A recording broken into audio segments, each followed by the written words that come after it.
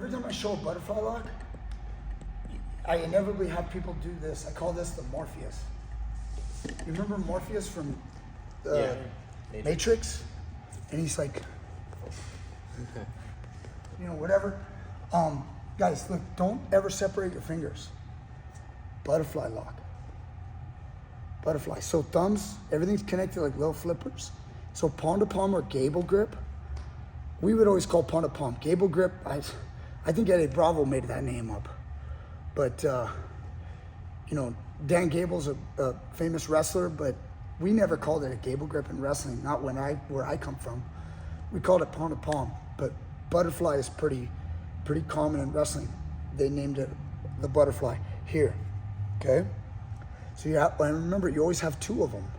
So you have 1, 2, 3, 4. See that? And it hooks around. Don't worry about the little space, the little pocket of air that could be right here in my palm. That has nothing to do with it. You guys try to take away that pocket of air by doing this. This is terrible. I always say like you lay down like that. Like this is the usually it's the chick and she's hanging out, you know, like she's hanging off the edge of Niagara Falls or whatever. So you're like, I'll save you. Go ahead, start to put some pressure, like pull, like no, and and she dies. All she had to do, and he had to do, was just go like this. And now go ahead, stand up. It's so much stronger. It doesn't look strong, but it is. It's because it's a hook. It's the mechanism that makes it work. If you do this, you're actually using your fingers and you're trying to squeeze instead of just hooking. Imagine two arm wrestlers like this. Like they're arm wrestling, right? You know, arm wrestling is like this. But just imagine, like how can we, if he's going that way and I'm going this way, how can it ever break? Like we can lean back now, lean back. That thing is strong. But imagine if we got in a position like this and you create some tension. There's no way. The more we pull, the more, it doesn't matter how strong our grip is. Eventually we're gonna slip. So don't separate your fingers. Here. Okay, here, deep, okay? And then do the other side too. Practice both. The grips matter, and turn your wrists. Some people, I see them grip like this. This is weak. This is super weak. Grip, like turn your wrist. And make your fingers curve around your hand. Make them curve around. This is gonna do nothing.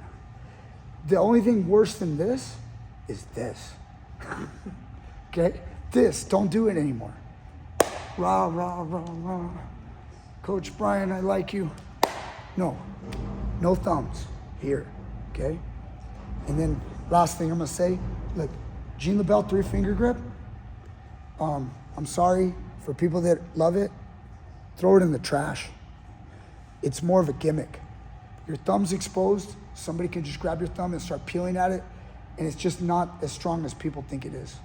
People think it's strong because it feels strong. It's more of a gimmick, okay? In my opinion, okay? I know there's people out there that love it.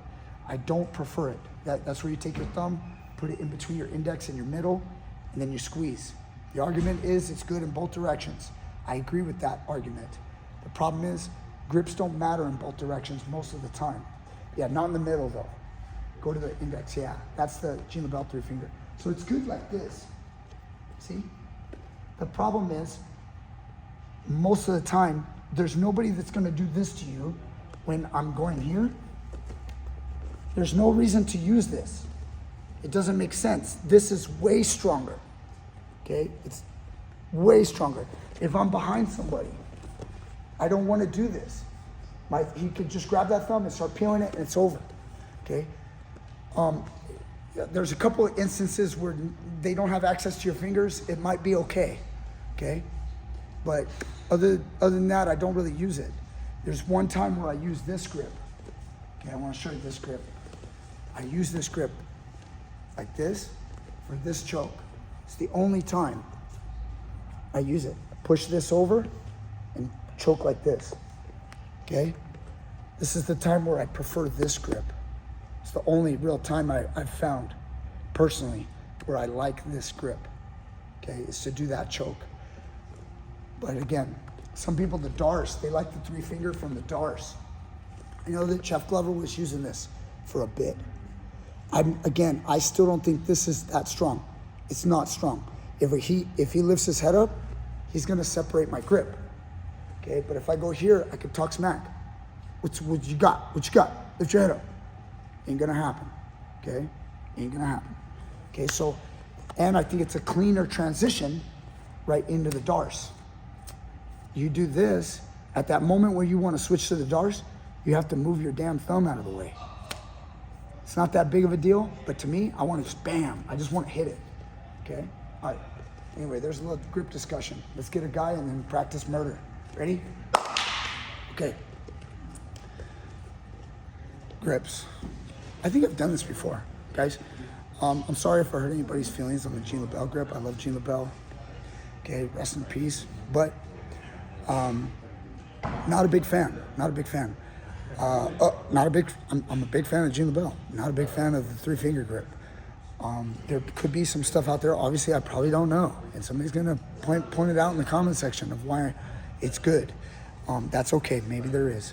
But for the most part, guys, you're gonna use these grips. I didn't talk about the seatbelt grip, but you need this one too, for guillotines, for seatbelts. So gripping your wrist, okay? Here. Didn't talk about S grip, you need this one. Okay, this is really important. Hide your thumbs. Don't be doing this and sticking your thumbs out. All it takes is a guy to grab that thumb and start peeling on it. Yes, grabbing thumbs is illegal, but do you think a referee is gonna catch it when you're just scrambling? They're not gonna catch it. Guy will grab onto a thumb and peel back. It's the way it goes in competition, okay?